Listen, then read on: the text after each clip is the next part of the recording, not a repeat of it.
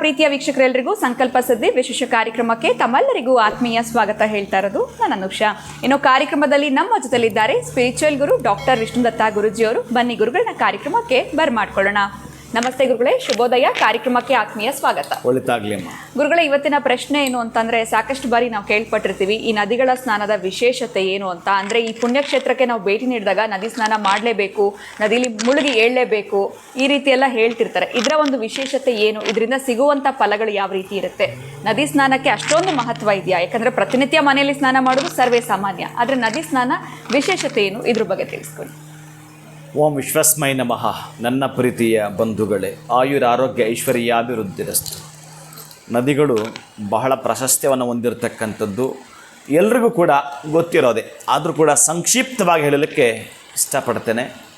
ಪ್ರೀತಿಯ ಬಂಧುಗಳೇ, ನಾವೇನಾದರೂ ಮನೆಯಲ್ಲಿ ಸ್ನಾನ ಮಾಡಿ ಒಂದು ಟಬ್, ಒಂದು ಬಕೆಟ್, ಆ ಜಗ್ ಮಗ್ಗಿಂದ ನಾವು ತೆಗೆದು ನೀರು ಈ ರೀತಿ ದೇಹಕ್ಕೆ ಹಾಕ್ಕೊಳ್ತಾ ಸ್ನಾನ ಮಾಡ್ತೀವಿ ಅಂತಂದರೆ, ನೀವು ಮನೆಯಲ್ಲಿ ಒಂದು ಯಜ್ಞವನ್ನು ಮಾಡ್ತಾ ಇದ್ದೀರಂತಂದರೆ, ನೀವು ಮನೆಯಲ್ಲಿ ಒಂದು ಪೂಜೆಯನ್ನು ಮಾಡ್ತಾ ಇದ್ದೀರಂತಂದರೆ, ಮನೆಯಲ್ಲಿ ಒಂದು ತಪಸ್ಸನ್ನು ಮಾಡ್ತಾ ಇದ್ದೀವಿ ಅಂತಂದರೆ, ಬಹುಶಃ ಪ್ರತಿನಿತ್ಯ ನಾವು ನದಿಯಲ್ಲಿ ಮಾಡೋಕ್ಕಾಗಲ್ಲ. ಬಹುಶಃ ಈ ಸ್ನಾನ ನಮಗೆ ಪರ್ಸೆಂಟೇಜ್ ಅಷ್ಟೇ ಫಲವನ್ನು ಕೊಡೋದಂತೆ. ಅದಕ್ಕಾಗಿ ಏನೆಲ್ಲ ಕೂಡ ಶಾಸ್ತ್ರ ನಮಗೆ ಸಾರತಕ್ಕಂತಹದ್ದು, ಆ ರೀತಿಯಾಗಿ ನಾವು ವರ್ಷಕ್ಕೆ ಒಮ್ಮೆಯಾದರೂ ಕೂಡ ನದಿ ಸ್ನಾನವನ್ನು ಮಾಡಲೇಬೇಕು. ನಾನು ಆವಾಗ ಒಂದು ಪದ ಬಳಸ್ತಿರ್ತೀನಿ, ನಿಮ್ಮ ಲೈಸೆನ್ಸ್ ರಿನ್ಯೂವಲ್ ಅಂತ. ಅದಕ್ಕಾಗಿ ಅಂತಹ ಲೈಸೆನ್ಸ್ ರಿನ್ಯೂವಲ್ಲು ಕೆಲವೊಂದು ಬಾರಿ ತಿಂಗಳಿಗೆ ಪೇ ಮಾಡೋದು ಕೆಲವಿರ್ತವೆ. ನಮ್ಮದು ಎಲೆಕ್ಟ್ರಿಕ್ದಾಗಿರ್ಬೋದು, ಕೇಬಲ್ದಾಗಿರ್ಬೋದು, ಮಿಲ್ಕ್ದಾಗಿರ್ಬೋದು, ಪೇಪರ್ ಬಿಲ್ ಆಗಿರ್ಬೋದು, ಇವೆಲ್ಲವೂ ಕೂಡ. ಇನ್ನು ಪ್ರತಿನಿತ್ಯವೂ ಕೆಲವಿರ್ತವೆ. ಪ್ರತಿನಿತ್ಯ ನೀವು ವಾಹನಕ್ಕೆ ಹೆಂಗೆ ಡೀಸೆಲ್ ಹಾಕ್ಸ್ತಿರೋ ಅವು ಕೆಲವಿರ್ತವೆ. ಹಾಗೆ ಪಂಚಭೂತಗಳಿಗೆ ಕೃತಜ್ಞತೆ ಸಲ್ಲಿಸ್ತಕ್ಕಂತಹದ್ದು ಕೂಡ ನೀವು ಈ ರೀತಿಯಾಗಿ ಈ ಲೋಕ ಕಲ್ಯಾಣಾರ್ಥವ ಕೆಲವೆಲ್ಲ ನಡೀತಿರ್ತವೆ, ಅಂತಹದ್ರಲ್ಲಿ ಪಾಲ್ಗೊಳ್ಳೋದು. ಇನ್ನು ವಿಶೇಷ ದಿನಗಳಲ್ಲಿ ನಾವು ನದಿಗಳಲ್ಲಿ ಸ್ನಾನ ಮಾಡುವಂಥದ್ದು. ಆ ನದಿಗಳಲ್ಲಿ ಸ್ನಾನ ಮಾಡಿದಾಗ ಏನೆಲ್ಲ ಹೇಳ್ತಾನಂತಂದರೆ, ಈ ಗಂಗೆ ಚ ಯಮುನೆ ಚೈವ ಗೋದಾವರಿ ಸರಸ್ವತಿ ನರ್ಮದೆ ಸಿಂಧು ಕಾವೇರಿ ಜಲೇಸ್ಮಿನ್ ಸನ್ನಿಧಿಂಕುರು ಅಂತ. ಏನು ಅಂತಂದರೆ, ಯಾವುದಾದ್ರೂ ಒಂದು ನದಿಯನ್ನು ತೆಗೆದುಕೊಳ್ಳಿ, ಅದರ ಬಗ್ಗೆ ನೀವು ರಿಸರ್ಚ್ ಮಾಡಿ, ಯಾವಾಗ ಅದು ಉಗಮ ಆಯಿತು, ಯಾವತ್ತದು ಉಗಮ ಆಗಿತ್ತು ಅಂತ. ಈಗೆಲ್ಲ ತೆಗಿಲಿಕ್ಕೆ ಹೋದರೆ ಬಹುಶಃ ನಮಗದು ಗೊತ್ತಾಗಲಿಕ್ಕಿಲ್ಲ.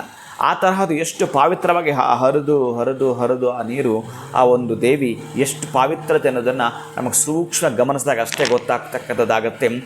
ಇನ್ನು ಗೋದಾವರಿ ಅನ್ನೋದು ಒಂದು ಎಕ್ಸಾಂಪಲ್ ತೊಗೊಳ್ತೀನಿ. ಆ ಗೋದಾವರಿ ನದಿ ಬಹುಶಃ 900 ಮೈಲಿಗಳಷ್ಟು ದೂರ ಇದೆಯಂತೆ. ಅಂತಹದ್ದು, ಅಷ್ಟು ದೂರ ಇರತಕ್ಕಂತಹದ್ದು ಆ ನದಿಯಲ್ಲಿ ಸ್ನಾನ ಮಾಡ್ತೀವಿ ಅಂತಂದರೆ, ಆ 9 ಅನ್ನೋದು ಏನು ತೋರಿಸುತ್ತೆ ನಮಗೆ ಅಂತಂದರೆ, ತಾಯಿ ನವಮಾಸಗಳು ಗರ್ಭದಲ್ಲಿ ಮಗು ಇಟ್ಕೊಳ್ತಕ್ಕಂತಹದ್ರಿಂದ ಹಿಡಿದು, ಆಮೇಲೆ 90 ಡಿಗ್ರಿ ಕೆಲವೆಲ್ಲ ಇಟ್ಕೊಂಡು ಮಾಡ್ತಕ್ಕಂಥದ್ದು ಬರ್ತಾವೆಲ್ಲ, ಅಲ್ಲಿಂದ ಹಿಡಿದು ಈ ತರಹದ್ದು 90 ಇದ್ದಾವೆ. ನಾನು ಹೇಳ್ಕೊಳ್ತಾ ಹೋದರೆ 90 ಇದ್ದಾವೆ. ನಮಗೆ ಬರ್ತಕ್ಕಂಥ ಅಡಚಣೆಗಳು, ದುಃಖ ದುಮ್ಮಾನಗಳು, ನಷ್ಟಗಳು, ಆಮೇಲೆ ಪಿತ್ರಾರ್ಜಿತ ಕರ್ಮಗಳು, ಆಮೇಲೆ ನಮಗಿರ್ತಕ್ಕಂತಹ 7 ಜನ್ಮಗಳು ಅಂತ ಒಂದು ಹಾಡಿದೆಯಲ್ಲ, ಆ 7 ಜನ್ಮಗಳ ಪ್ರಾರಬ್ಧ ಕಳೆದುಕೊಳ್ಳಲು 108 ದಿನಕ್ಕೆ ಒಮ್ಮೆ ನದಿ ಸ್ನಾನ, 108 ದಿನಕ್ಕೆ ಒಮ್ಮೆ ನದಿ ಸ್ನಾನ, 108 ದಿನಕ್ಕೆ ಒಮ್ಮೆ ನದಿ ಸ್ನಾನ. ಅಲ್ಲಿಗೆ ಒಂದು ವರ್ಷಕ್ಕೆ 3 ಬಾರಿ ಆಯಿತು. ಇದು ನಿಮ್ಮನ್ನು ಅಂತಹ ಕಟ್ಟುಪಾಡುಗಳು, ಅಥವಾ ನಮಗೆ ಯಾರೋ ಏನೋ ಮಾಡಿಸ್ಬಿಟ್ಟಿದ್ದಾರೆ, ವಾಮಾಚಾರ, ಕೃತ್ರಿಮ, ಮೋಹನ, ಸ್ತಂಭನ, ಉಚ್ಚಾಟನಾದಿ, ಈ ತರಹದ್ದು ಏನು ಆವರಿಸಿದೆಯೋ ಗೊತ್ತಿಲ್ಲ ನನ್ನ ಮನೆಗೆ ಅನ್ನತಕ್ಕಂಥವ್ರು ಇದ್ದರೂ ಕೂಡ, ಏನು ಪೂಜೆ ಮಾಡಿದ್ರು, ಯಾವ ಯಜ್ಞ ಮಾಡಿದ್ರು, ಏನು ತಪಸ್ಸು ಮಾಡಿದ್ರು ಕೂಡ ಅದು ಕ್ಲಿಯರ್ ಆಗಲಿಲ್ಲ ಅನ್ನೋದು ಮನಸ್ಸಿಗಾದರೆ, ಬಹುಶಃ ಒಂದು ಬಾರಿ ನೀವು ನದಿಯಲ್ಲಿ ಹಿಂಗೆ ಮಗ್ಗು ತೊಗೊಂಡು ಹಾಕ್ಕೊಳಕ್ಕೆ ಬರಲ್ವಲ್ಲ, ಮುಳುಗೆದ್ದೇಳ್ತೀರಿ. ಆವಾಗ ಗೋವಿಂದನ ನಾಮಸ್ಮರಣೆ ಮಾಡ್ತಾ ಆ ನದಿಯಲ್ಲಿ ಮಿಂದೇಳುತ್ತೀರಿ. ಬಹುಶಃ ಎಲ್ಲ ಜನ್ಮಗಳದ್ದು ಪಾಪ ಅಲ್ಲಿ ತೊಳೆದ ಹಾಗೇನೆ, ಬಿಟ್ಟ ಹಾಗೆ. ನಾವು ಯಾವ ರೀತಿಯ ಸ್ನಾನ ಮಾಡಿದರೆ ದೇಹದ ಕೊಳೆಯನ್ನು ಕಳ್ಕೊಳ್ಳಲಿಕ್ಕೆ ಮಾಡ್ತಕ್ಕಂತಹದ್ದು, ಇನ್ನು ಮಾನಸಿಕವಾಗಿಯೂ ಜರ್ಜರಿತರಾಗಿರ್ತಕ್ಕಂತಹದ್ದು ಅಲ್ಲಿ ಕಳ್ಕೊಳ್ತಕ್ಕಂಥದ್ದು. ಎಷ್ಟೋ ಇಹಜನ್ಮನಿ ಗತಜನ್ಮನಿ, ಆ ಜನ್ಮದ್ದು ಕೂಡ ಇದೇ ಜನ್ಮದಲ್ಲಿ ತೊಳೆದಾಗ್ತದೆ.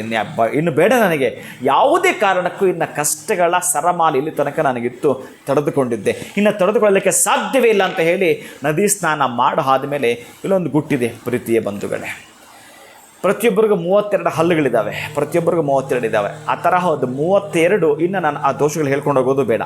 ಆ 32 ನಿಂಬೆಹಣ್ಣನ್ನು ನೀವು ಸ್ನಾನ ಮಾಡಿ ಹಾಕಿದೆ, ನೀವು ನೂತನವಾಗಿರೋ ಬಟ್ಟೆ ಹಾಕ್ಕೊಂಡಿದ್ದೀರಿ, ಒಂದೊಂದು ನಿಂಬೆಹಣ್ಣನ್ನು ಈ ರೀತಿಯಾಗಿ ಇಳಿ ತೆಗೆಯೋದು, ನಿಮಗೆ ನೀವೇ ಇಳಿ ತೆಗೆಯೋದು, ನೀರಿಗೆ ಹಾಕ್ತಕ್ಕಂತಹದ್ದು. 16 ನಿಂಬೆಹಣ್ಣು ಎಡಗೈಯಿಂದ ಇಳಿ ತೆಗೆದು ನೀರಿಗೆ ಹಾಕ್ತಕ್ಕಂತಹದ್ದು. ಇನ್ನು 16 ನಿಂಬೆಹಣ್ಣು ಬಲಗೈಯಿಂದ ಇಳಿ ತೆಗೆಯೋದು, ನೀರಿಗೆ ಹಾಕ್ತಕ್ಕಂತಹದ್ದು. ನವಧಾನ್ಯಗಳನ್ನು ಮಿಶ್ರಣ ಮಾಡಿ ಗಾಯತ್ರಿ ಮಂತ್ರನ ಹೇಳ್ಕೊಳ್ತಾ ಅಥವಾ ನಿಮ್ಮ ಮನೆ ದೇವರ ಮಂತ್ರನ ಹೇಳ್ಕೊಳ್ತಾ ನದಿಗೆ ಆ ನವಧಾನ್ಯಗಳನ್ನು ಹಾಕುವಂಥದ್ದು.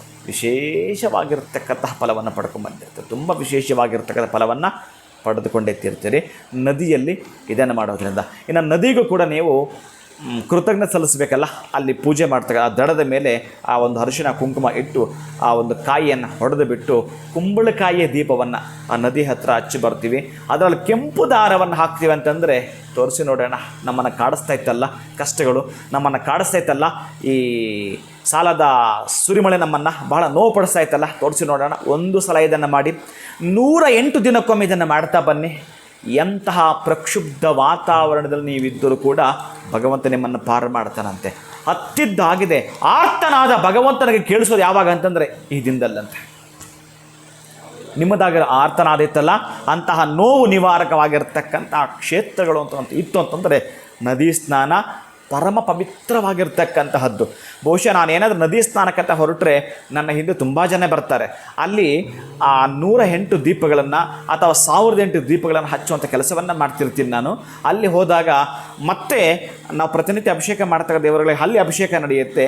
ಆ ಅಭಿಷೇಕ ಆ ಸೂರ್ಯನ ಕಿರಣಗಳು ಬೀಳೋದಕ್ಕೂ ಆ ಅಭಿಷೇಕ ನಡೆಯೋದಕ್ಕೂ ಅಲ್ಲಿರ್ತಕ್ಕಂಥ ಅಷ್ಟು ಜನಕ್ಕೆ ಏನು ಆನಂದ ಇದೆ, ಅವರೆಲ್ಲ ಕೆಲಸ ಬಿಟ್ಟು ಅಲ್ಲಿ ಬಂದಿರ್ತಾರೆ. ಅದೊಂದು ರೀತಿಯ ಆನಂದ.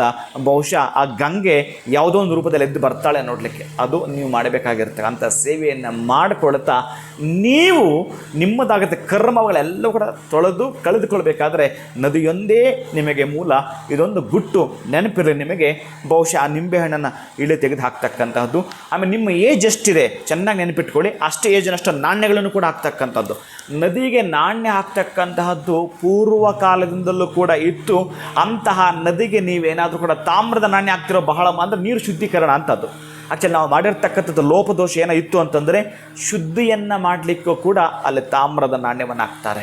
ಬದುಕಿನಲ್ಲಿ ಶುದ್ಧಿ ಮತ್ತು ಸಾಮಾಜಿಕ ಶುದ್ಧಿ ಎರಡನ್ನೂ ಕೂಡ ಕಾಪಾಡಿಕೊಳ್ತಕ್ಕಂಥದ್ದು ಇರುತ್ತೆ. ಇನ್ನು ಯಥೇಚ್ಛವಾಗಿ ನೀವು ಮೆಣಸಿನಕಾಯಿ ಹಾಕೋದಂತೆ, ಯಥೇಚ್ಛವಾಗಿ ನೀವು ಉಪ್ಪು ಸುರಿಯೋದಂತೆ ಇದನ್ನೇನು ಮಾಡಬೇಡಿ.